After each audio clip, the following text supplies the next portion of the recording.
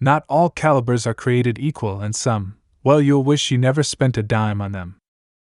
Whether it's because of ridiculous recoil, overpriced ammo, poor availability, or just plain underperformance in the field, there are some cartridges that look good on paper but leave you disappointed at the range or in the woods. In this video, we're counting down 5 calibers you're likely to regret buying.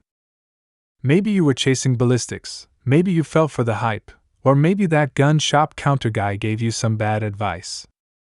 Whatever the case, these are the rounds that tend to collect dust instead of memories.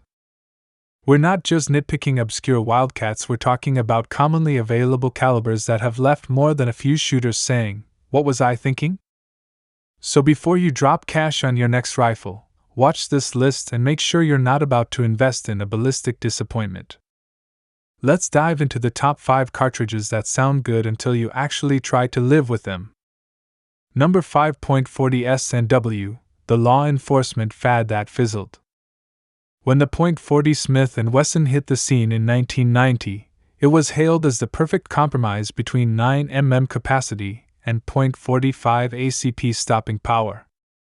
Born from the infamous 1986 Miami FBI shootout, the .40 S&W was designed to pack more punch than a 9mm while still fitting into mid-sized handguns. Law enforcement agencies across the country jumped on board, and for a while, the .40 was king. But the crown didn't last.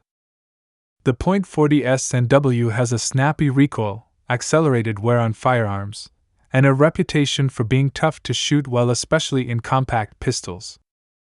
While it offered more stopping power on paper, real-world data and modern bullet design started to close the gap between 9mm and .40.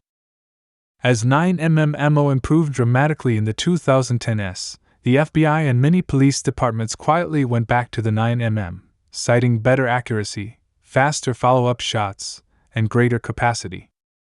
Today, the .40 S&W still has a loyal following, but its time in the spotlight has clearly passed.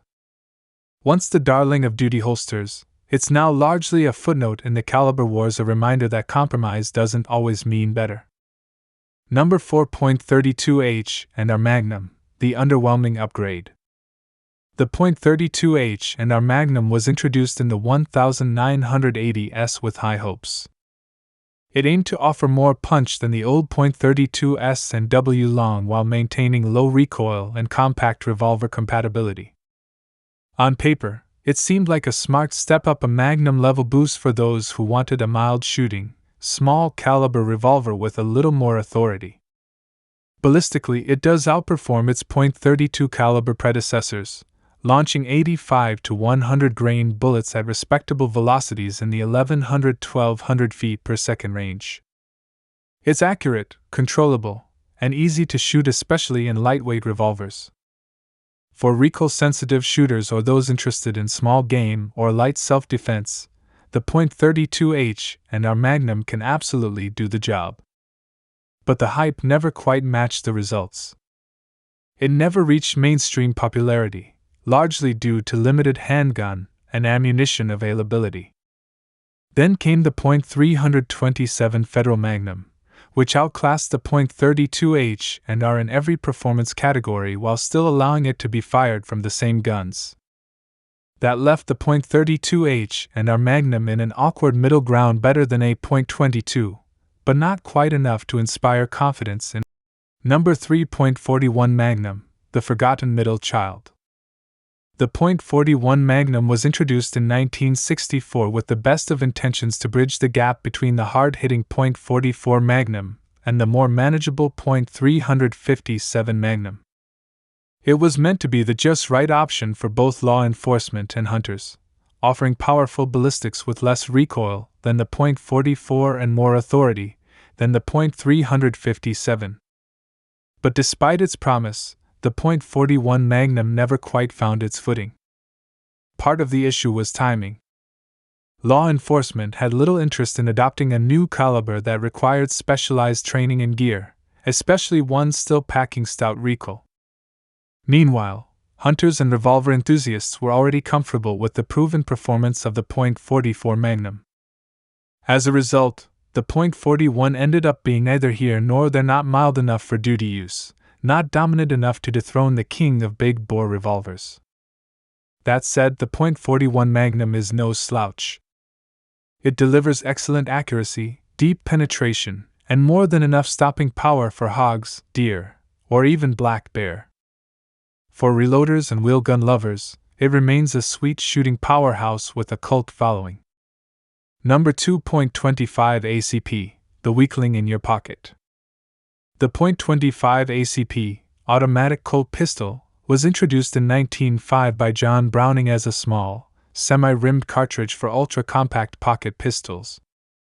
Back then, the idea was simple: give people a tiny, easily concealable firearm with centerfire reliability, something more dependable than a rimfire .22 but still small enough to fit in a vest pocket. And sure, the .25 ACP delivers on concealability. It fits in the smallest guns imaginable and offers almost no recoil. But that's where the good news ends. With bullet weights around 35 to 50 grains and muzzle velocities barely cracking 800 feet per second, the .25 ACP struggles to deliver any meaningful stopping power. Penetration is minimal, expansion is rare, and in real-world self-defense situations, it simply doesn't perform well. Modern defensive ammunition has made huge leaps forward, but the .25 ACP hasn't kept up. When compared to other subcompact friendly calibers like .32 ACP or .380, it quickly shows its limitations.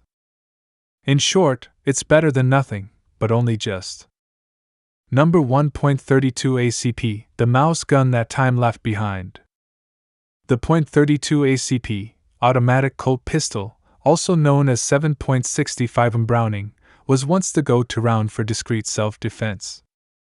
Designed by John Browning in 1899, it gained widespread use in Europe and was favored for its compact size, mild recoil, and ability to cycle reliably in small blowback pistols.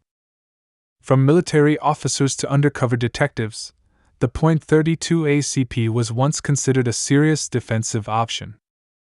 Fast forward to today, and the story has changed. With modern advancements in ballistics and more powerful pocket-friendly calibers available, the .32 ACP now feels anemic. Most loads push a 71-grain bullet around 900 feet per second, enough for deep concealment, but often lacking the stopping power needed for high-stress defensive encounters. While it's still favored by some for its soft recoil and vintage appeal, the .32 ACP struggles to stay relevant in a world dominated by .380 ACP and 9mm micro compacts. Ammo selection is limited, and its penetration and expansion are mediocre at best.